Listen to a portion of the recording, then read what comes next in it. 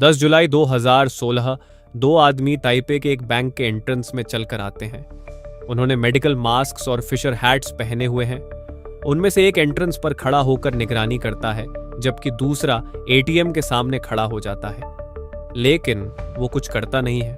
न ही वो कार्ड से पैसा निकालता है और न ही एटीएम को उड़ाने की कोशिश करता है। वो बस इंतजार करता है और फिर कुछ अजीब होता है। एटीएम खुद ब खुद नोट्स बाहर निकालने लगता है, एक के बाद एक। उसे बस पैसे इकट्ठे करने होते हैं। जैसे ही कोई अनजान व्यक्ति पास आता है, वे तुरंत ऑपरेशन रोक देते हैं और वहां से चले जाते हैं। अजनबी को बस वो कैश वहीं पड़ा हुआ मिल जाता है। भले ही ये पूरी तरह से दिखता ना हो, वो बस एक मैसिव हाइस्ट के बीच में चल रहा था। जब ये दो आदमी अपना कैश इकट्ठा कर रहे थे, तब 20 अन्य लोग उसी समय बाकी ब्रांचेस में ऐसा ही कर रहे थे।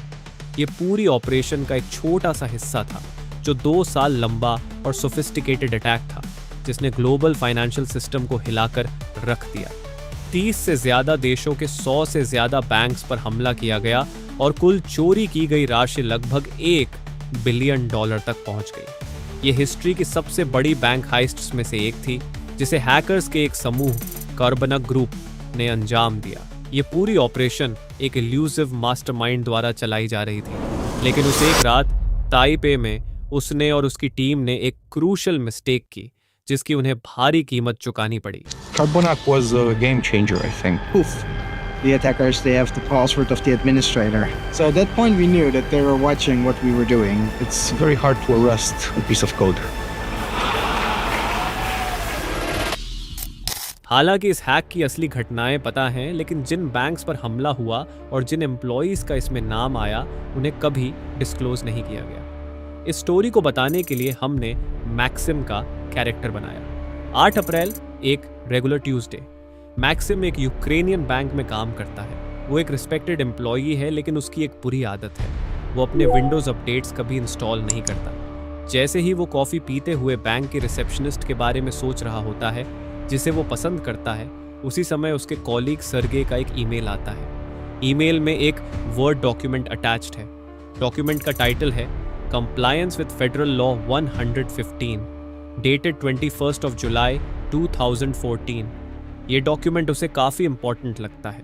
मैक्सिम उसे खोलता है, पढ़ता है और फिर बंद कर देता है। उसका काम का दिन बिल्कुल सामान्य तरीके से चलता रहता है। कुछ महीनों बाद मैक्सिम एक मीटिंग में बैठा होता है। उसका बॉस परेशान लगता है। बैंक के कुछ एटीएम्स ने रैंडम समय पर नोट्स बाहर निकालने शुरू कर दिए हैं। ऐसा लगता है कि जो भी सही समय पर वहां पहुंचता है, वो बस पैसे इकट्ठा कर सकता है। अब ये कंफर्म हो जाता है कि बैंक एक साइबर अटैक का शिकार हुआ है। एम्प्लॉइज को सलाह दी जाती है कि सस्पिशियस ईमेल से बचें। कैस्पर्स्की की टीम इस मिस्ट्री को सॉल्व करने में लग जाती है, लेकिन उन्हें शुरुआत में कोई सस्पिशियस एक्टिविटी नहीं मिलती। लेकिन फिर एक रात उन्हें रशियन बैंक से एक कॉल आता है। डोमेन कंट्रोलर पर किसी ने कंट्रोल हासिल कर लिया था। यह विंडोज नेटवर्क्स का हार्ट होता है। कैस्पर्स्की के स्पेशलिस्ट मालवेयर का पता लगाते हैं। हैकर्स ने एक ट्रोजन स्टाइल मालवेयर का इस्तेमाल किया था। कॉन्फ़िगरेशन फाइल का नाम था एनक।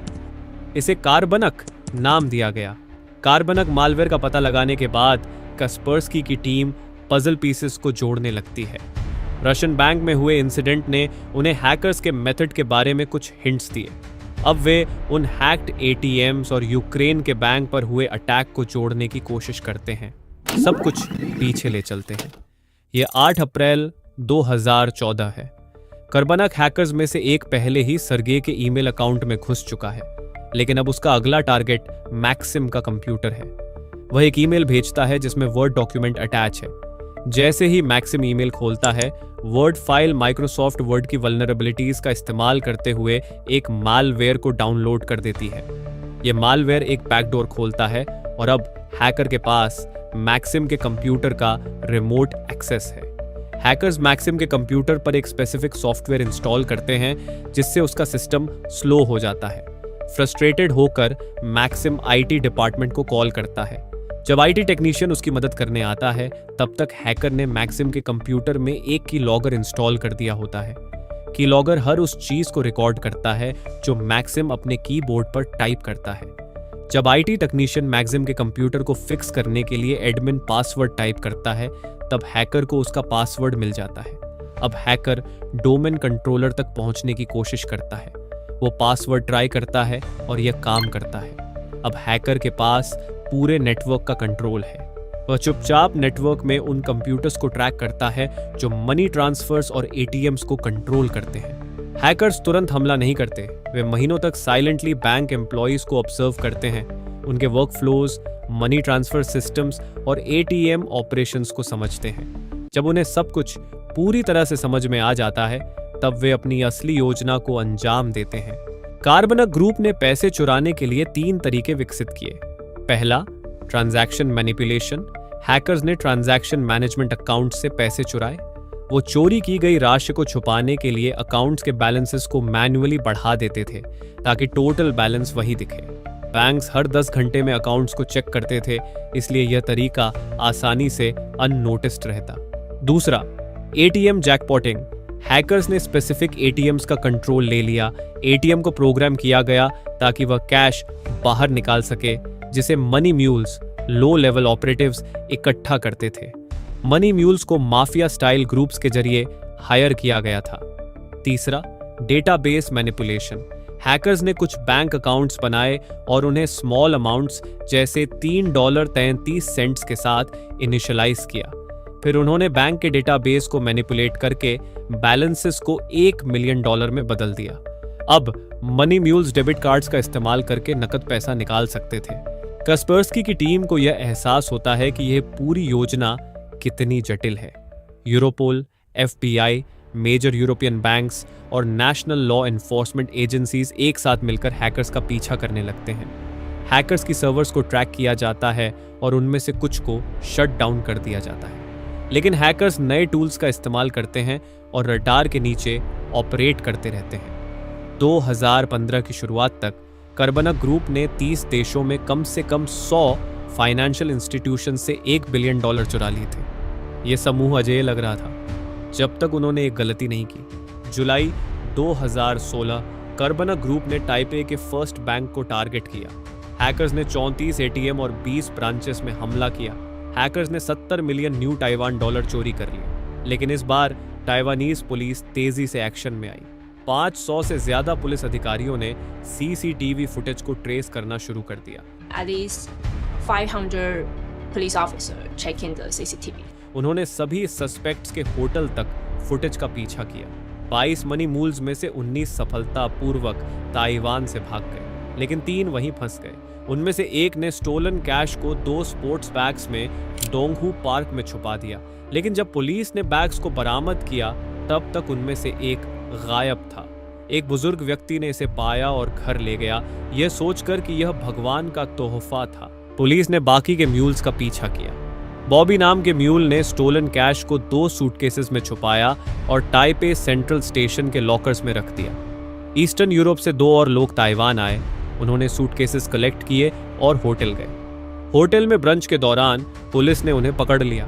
उनके कमरे से $1.5 मिलियन की रकम बरामद हुई। ताइवानीज पुलिस ने चोरी हुए 90% पैसे को रिकवर कर लिया।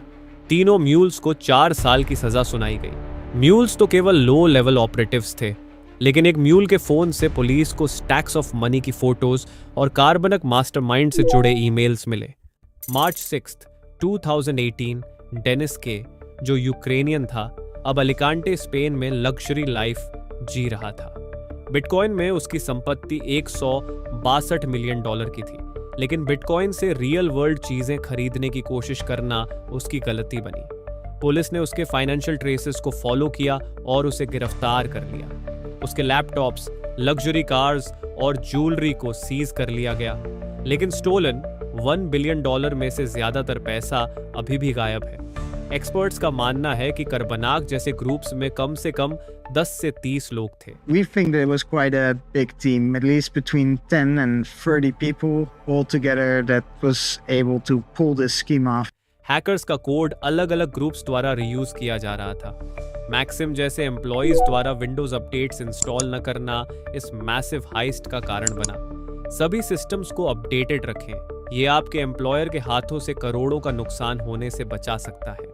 साइबर क्राइम की दुनिया जितनी डार्क है, उतनी ही डरावनी एक और कहानी है, जहां एक छोटी सी गलती ने दुनिया के सबसे बड़े न्यूक्लियर डिजास्टर्स में से एक को जन्म दिया।